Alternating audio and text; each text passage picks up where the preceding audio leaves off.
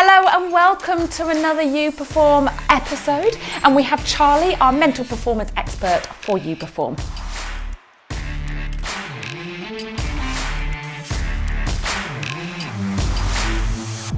Now, we've been going through coping with stress and anxiety in sports performance, and you've had several layers of this. So we've had breathing a few episodes ago, then we had relaxation, and today we're focusing on visualization. Yes. Now, I'm quite into this because I spent a lot of my years shutting my eyes, visualizing everything around me, but I'm keen to know how you go about this and what you advise us to do. And you had no choice, right? Because how many times can you go down one of those horrific ice runs in one day? Twice? Yeah, maybe? twice, pretty much. Yeah, so I worked out once, that was 1 minute 56 of training pretty much every day. If we were to take the 10,000 hour rule, Ericsson's 10,000 hour rules, that it takes 10,000 hours to become world class in any given skill, I think that's, well, it's certainly well over 400 years of training. It's just not realistic, is it? So what choice do you have than to learn in your mind? And really that's all visualization is. It's a fascinating topic. I mean, it's one of those topics I could talk for a long time about. I'm going to keep it related to what our theme is around developing performance under pressure, under stress. But visualization has ramifications for how we accelerate our learning, how we build confidence, how we improve our skills, techniques. There is so much that visualization can do, and it's an underused skill for so many people, and in life as well. I think if we all just got up in the morning and we were able to visualize exactly what it was we were trying to do, we would be much better prepared for life. So it's a big topic. Yeah, I have to say, when I go and do talks in schools, then I always tell the children, average age 5, 6, 7, about visualization in my sport, and I get them all to shut their eyes and just visualize their bedroom at home. And can they do that? Can they walk through the door, see where their bed is, see where the toys are, I love that. and all of that? And actually a really simple way of getting children to visualize, which clearly is a little bit different than us in a very high performance place. They can probably do it better for a start. Probably. I mean, the kids, that is. Yeah. So what are we going to do today? What can we get people at home, and I guess a little bit more layer of diving into the importance of it? Yeah, well, let's keep it related to the theme that we've been talking around performance, anxiety, managing nerves and stress. So today we'll talk about visualization with the goal of being able to manage our emotions and control ourselves under that additional kind of physical and mental pressure or stress. Now, the reason that visualization becomes a really important tool is because for the brain, thinking is the same as doing. When we imagine doing something, we use exactly the same neural pathways as if we are there doing it. Now, I think that's pretty cool. I think that's very special, and that's why I don't think we use this enough. The more accurately we can imagine what it is that we're going to do, and it could be as simple as a complex move that you're learning in the gym, or something difficult that your instructor's given you. The more accurately we can visualize what we want that to feel like, done well, done in a relaxed, confident fashion, done smoothly, the more we are accessing the precise neural pathways that equate to that very movement. More than that, once we've used it to be able to control the quality of what we're doing, we can then put ourselves in any environment, at an Olympic Games, at a national finals, at your kind of local 5K run at the weekend, and you start to feel a bit nervous. And then see ourselves executing those skills whilst at the same time feeling that, that slight sense of nerves and pressure that we get, such that we can maintain control of what we're doing despite that stress. Okay. Sounds good. I mean, to be fair, I think the only 2 times that I've really visualised since my Olympic race was walking down the aisle at my wedding, and I used it because I was so nervous about it, knowing that everyone was going to be watching. I had to visualise it at the back of the church, walking down, everyone's faces looking. Yeah. And then the visualisation that you do when you're in labour, giving birth, and that preparation of like, okay, I'm going to visualise it, and all of that kind of side of things, and what's it going to be like, and trying to feel and sense. And I have to say, I don't think I've come anywhere close to those 2 major bits of visualization really needs to work for me here. Well, I mean, I can't speak for the labour one. My wife's gone through the same experience herself, and I kind of watched with a strange fascination as it all unfurled. The only analogy I can think of is Mike Tyson's saying, which is everyone has a plan until they get punched in the face. But you know what, that doesn't mean to say that we don't prepare for what we want to do, because what we don't always appreciate from that saying is that by having a plan, we're able to adapt and we're able to stay in control. So yeah, we might not know what's going to happen, but doesn't mean to say we can't stay in control. We can't make good decisions. We can't stay relaxed and all of that stuff. So visualization puts us into the very environments in which we need to practice these quite specific skills that we spend all our life practicing. So yeah, if it's okay, we'll talk about that and specifically what that looks like. So I've got a few rules, I suppose, is the best way of putting them. Okay. You can tick these off the list and see how many of these you actually did when you were visualizing as well. But I know certainly, I mean, I loved working with skeleton, because you're absolutely right. Of course it's essential. Of course it's important. And you're going through 14 corners, is it? Something like that? Yeah, 14 to 18 corners. Yeah, and if, say for example you were to make a mistake on corner number 2 and it threw you off, and then you lost your train of thought, and then you had nothing to come back to or focus on, you've lost effectively half a day's training.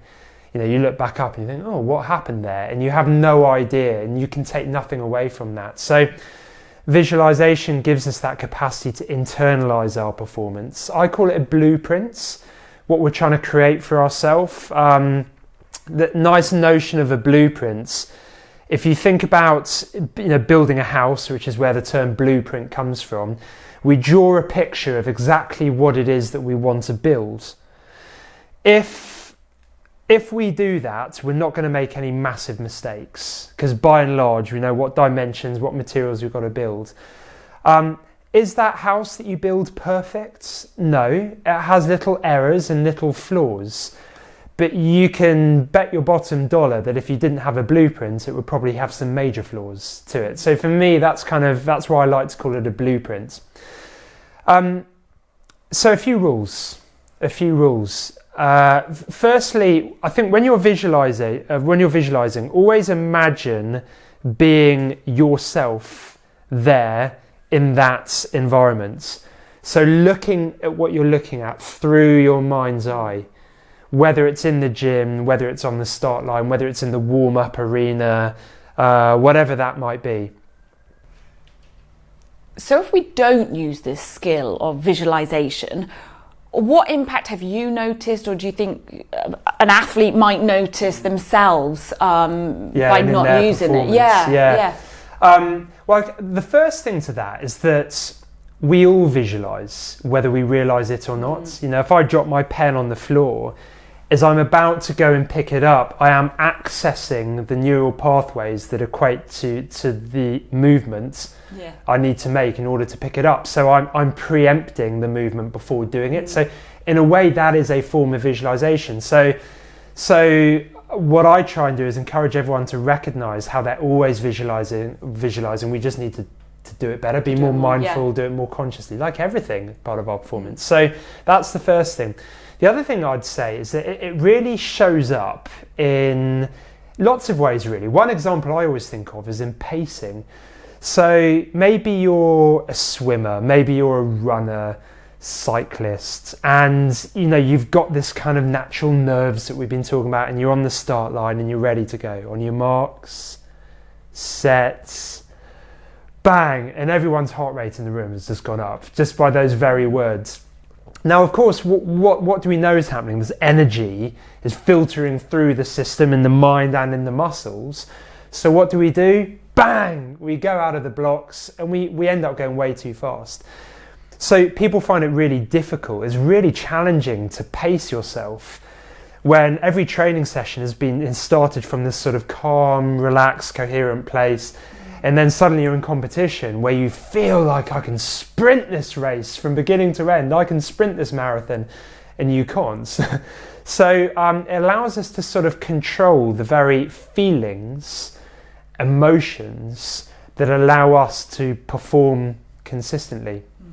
Some of the most amazing research in visualization came from swimming, where they found that of, I think, 40 different variables that they studied in these elite swimmers as to who would make it from national level to Olympic level. And they wanted to see what were the biggest predictors of who would take that step from national to Olympic level. And the thing that came out at the top of the list was their capacity to internally recreate their best ever swim. So it might be, say, a 200-meter swim.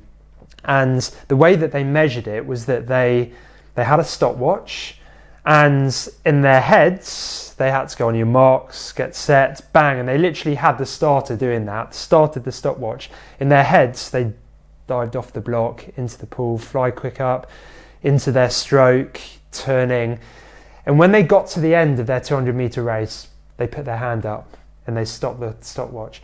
Olympic level swimmers were able to get within a few tenths of a second every single time of their PB, whereas national level swimmers, might have been a few seconds out. Still very good, by the way.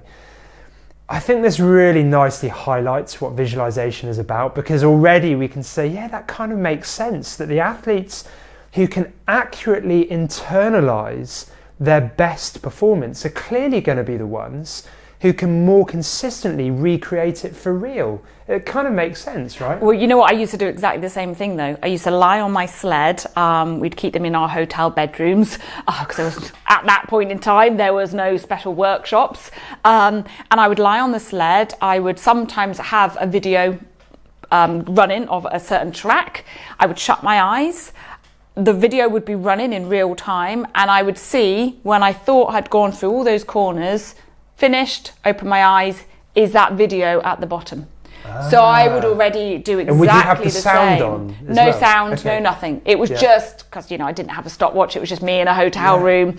Can I get down to the bottom of the track in exactly the same time as I thought? And I would practice that over and over, because sometimes you'd realise that the top of the track, the sled was still gaining the speed, and were you rushing those corners? So when I've worked with different athletes, I try and get them to do the same. Just lie down on the floor now, exactly that, visualise yourself going through those patterns, and then look at the time.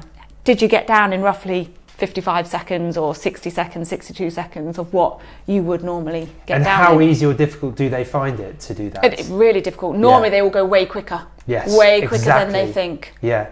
Well, that is probably one of our first rules then. Okay. Visualization, which is we will always imagine it quicker than it really is.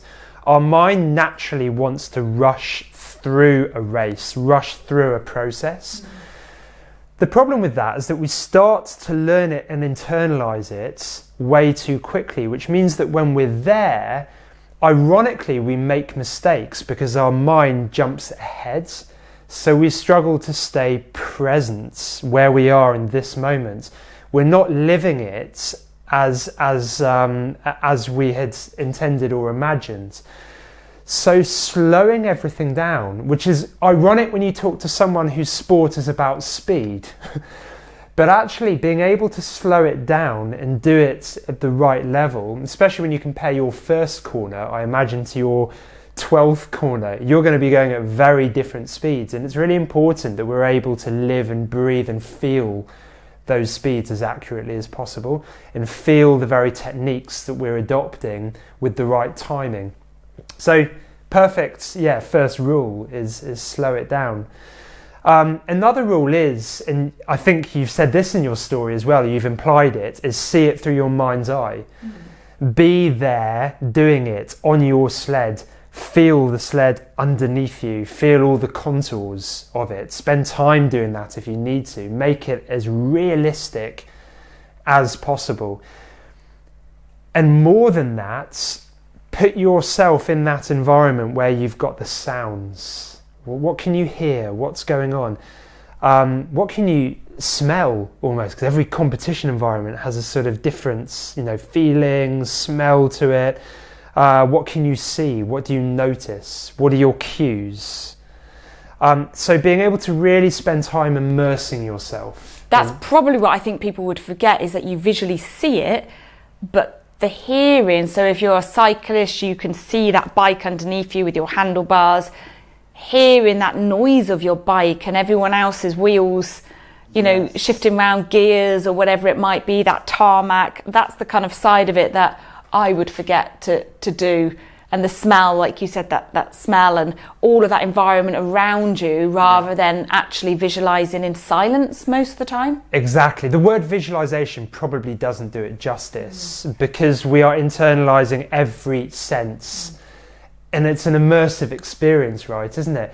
Now, that's where training stress comes into it, because if I got you, it probably wouldn't work as much now as it would have done, a number of years ago. But if I got you to really imagine that competition environment, to imagine the warm-up, your competitors, the sounds, the loudspeaker, the cameras, see the sights that you do, smell the ice, and just that environment, I'd be amazed if your heart rate didn't start going up. And as we found in the previous episodes, with that, there's a danger that you could get tension in the muscles. Now, at that point, everyone always says, well, hang on a sec. Why am I trying to do this? All that stuff sounds bad to me. I'm meant to be staying perfectly zen and relaxed.